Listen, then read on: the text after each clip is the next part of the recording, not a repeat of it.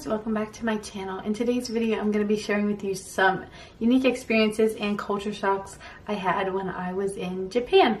So I just want to quickly say that my brain decided this morning that I was going to try out a new eyeshadow palette that I've never tried before and a look I've never tried before, and this is what happened. And I know that it is a little strange. I'm really not used to really warm eyeshadows on me, so at least to me it looks quite strange. So if it is distracting, I do apologize, but my stupid brain decided it would be a good idea to try this on the day that I was filming. So we are dealing with this because I really want to do this video. So let's just try to ignore that and get on with the video. So from the day that I am filming this video, I will be leaving for Japan in exactly 6 weeks, which is absolutely insane. I am very excited, but also very anxious. I'm a quite anxious person. So I was just kind of thinking about the experiences that I had in Japan last time, and I was wondering why I was so anxious because all of the experiences I had were so positive. But there are a couple of things that I thought were quite interesting that I thought I would share with you guys today. So let's go ahead and talk about the first one, which I briefly mentioned in my previous video, which is about umbrellas. So in the front lobby of the school that I was studying at, they had what I would refer to as umbrella parking lots.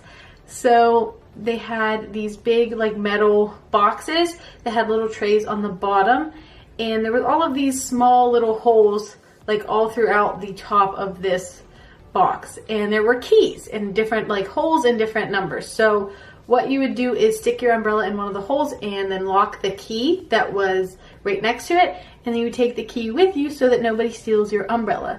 So theft, like I had mentioned before, isn't a huge deal in Japan, but you might have somebody take your umbrella if it's raining and they really need one.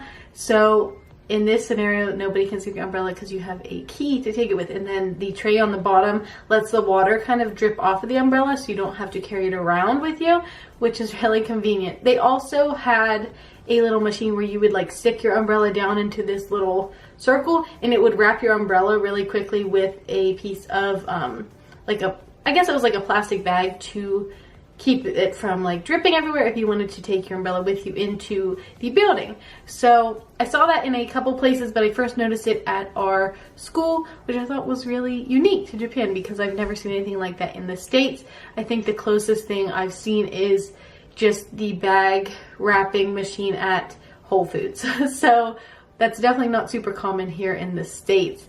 And the other thing that I have to mention is how dangerous Takeshita-dori is in the rain, because it's a very small street and everybody has their umbrellas, so you will probably lose an eye if you're not careful, because everybody has these umbrellas and everyone's like kind of bumping into each other because it's just hard to maneuver with umbrellas in the first place, but especially on a small street. So going down to Takeshita was not super fun in the rain, but still doable. But I thought I would just give you a heads up. So I only got to experience the rush hour train once when I was in Tokyo, but I'm really glad that I did because it was a really unique experience for me. So my friend and I were hanging out at Tokyo Station, and we were going down Character Street and doing a little bit of shopping, and she was getting a little bit tired, but I decided that I wanted to go out for a little bit longer. So I went to Akihabara and I did some souvenir shopping for some friends and family. So I lost track of time, and when I got into Akihabara Station, there was a huge line of people waiting to get on the train. And then that is when I realized this is rush hour. I was like, okay, well, I'm ready to go home. I'm hungry. I want to just relax. So I had to get on the train. So they crammed us in like you probably have heard about during rush hour trains, which was fine because I was in the last cart of the train. So in the back there is like a big open area without seats. I think it's more for like handicapped, so you can roll like a wheelchair in there. But there was nobody in a wheelchair, but there was a bunch of us crammed back into that final car. So I wasn't too surprised about them pushing us in and everything, but what I was surprised about is how there were literally like hundreds or thousands of people on this train. Bless you. There were like hundreds of people on this train, and there was not a single noise being made. Like you could have heard a pin drop. It was so silent. It was incredible. Oh, hello. Hi. So it was dead silent, and I was like, this is so surprising because there's so many of us on here, but nobody was making any noise. And I think that's something that's unique to Japan for sure, because that would definitely not happen here. And then when we left the train, so we were in Shinjuku Station and we had to go down the steps to leave the gate. So when we were walking down, everybody was walking in a single file line, very organized, regardless of there being hundreds of people trying to get off the train all at the same time. Like, it was very organized, very like methodic. I think that's something that's unique to Japan, especially in Tokyo. There's so many people and yet things just still work so smoothly. So definitely a very cool thing to experience at least once. Another thing that I noticed very quickly is that people actually go to convenience stores and bookstores and read. So some people go on their lunch breaks, and there was I think it was like a Friday night, I was in Ikebukuro and I was at one of the secondhand bookshops, and I was there for probably an hour or longer, and the entire time people were all lined up along the walls just reading manga. I thought that that was so interesting because I don't think that workers here in America would actually let you do that, because they want you to buy the books instead of just reading it. So like, the shop staff had no issues letting people read the books and just staying there for a long time. So I thought that was kind of interesting. But yeah, so you can, if you don't want to purchase the manga or whatever and you just want to kind of hang out for a couple hours, you can always go to some of those secondhand bookstores and just read some manga. So it's pretty cool, I think. Another thing that people often mention is how amazing customer service is, and it is so true. I mean, I think I only had one negative experience in Japan, and that was just because of a language barrier. So it really wasn't like the staff's fault in any way, but the customer service is really incredible. The one thing that sticks out in my mind is just shop staff in general. So there was a day when we were in Shibuya and we were at, I think it was K Books, if I'm not mistaken. I'm like kind of getting some of the bookstores' names mixed up in my head. But I was buying a bunch of manga. It was like the first time I bought manga, so I kind of went a little bit crazy. And I had all of these books, and they asked if I wanted to have them wrapped in like a little book. I don't know what I want to call it, like a little paper wrapping to protect the book. And I probably had 14 books, and she literally wrapped each one by hand. And it was really cool that she took the time to do that for me, and she didn't charge me anything for it. So then she put it in, you know, the bag. She taped it up at the top, and then she realized that it was raining, so she also put a little plastic bag, like a covering, over the store's bag, so that when I went out in the rain, the books wouldn't get wet in any way. And I thought that was just so amazing, because now the stuff that I bought was protected, and they did all of that without grumbling or asking for extra money or anything like that. So I just don't think that you find that kind of service here in the States. So it's really appreciated when you go to Japan and people go above and beyond with their jobs. So I really appreciate that. Vending machines are also something that I really enjoyed when I was in Japan. I think what's most surprising is just the sheer number of vending machines and the things you can get out of vending machines.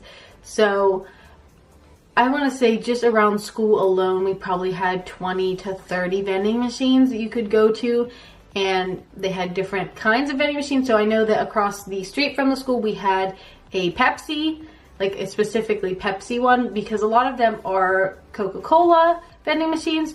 So you can get like coffee, you can get juice, you can get soda, you can get so many different kinds of drinks from the vending machines, which is nice because in America you pretty much have the standard like couple of water choices and then just soda. So it was nice to see like how the vending machines kind of differed in Japan, and there's so many you can literally just walk like a block or two and find a different one if it doesn't have what you want in it. So they had the drink ones, they also have snack ones, they have hot food vending machines, which we had on campus, they have ice cream vending machines, they have alcohol vending machines. It's insane. So I don't know if the hot food vending machines are exactly the best option. I remember some of my friends had tried the hot food one on campus and they were saying it was pretty gross, but like the ice cream vending machines, that is so freaking cool. And there was also like popcorn vending machines. I think there was one at Tokyo Dome, and it was like I think it was like a ramen or like a cup noodle vending machine. So there's like so many different options in Japan when it comes to vending machines, which is so cool. So I definitely recommend checking out some of the vending machines wherever you're staying. You might find something really unique. Lastly, the thing that really stood out to me the entire trip is how underdressed I felt. People in Japan really take pride in their appearance, and they put a lot of effort into looking nice, which I think is a really positive thing. So in the States, I would say that if you dress really nice all the time, people kind of like are like, where are you going? Why are you dressing up? But I don't know why it's like such a negative thing here to really like put effort into your outfits, but in Japan it's viewed totally differently. Like it's kind of just expected you're gonna put your best foot forward and really look nice when you go out. Like people don't wear sweatpants and stuff like that. Like I never saw anybody in sweatpants, not once. For what did I say, like a month and a half that I was there, not a single pair of sweatpants at all.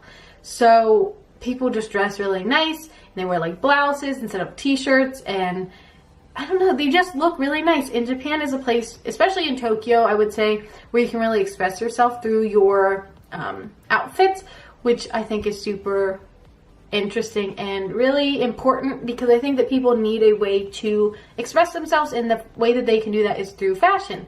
So you will see some really amazingly dressed people, especially in places like Harajuku, Ginza, places like that kind of are focused around fashion. And it's just so cool. So I would recommend probably bringing a couple of nicer outfits when you're visiting Japan. If you don't want to feel underdressed, if that doesn't bother you, then it's not a big deal. But maybe just consider bringing a couple of blouses or nicer tops, just so you don't feel so out of place. So that's everything I have for this video. Let me know down in the comments below if you've ever been to another country where you experienced culture shock, or any unique experiences that you didn't really understand at the time. I would love to read your comments. So thank you guys so much for watching this video. Make sure to like if you enjoyed, subscribe to stick around for more videos, and check out my other videos if you haven't already. I'll see you guys in the next video. Bye bye!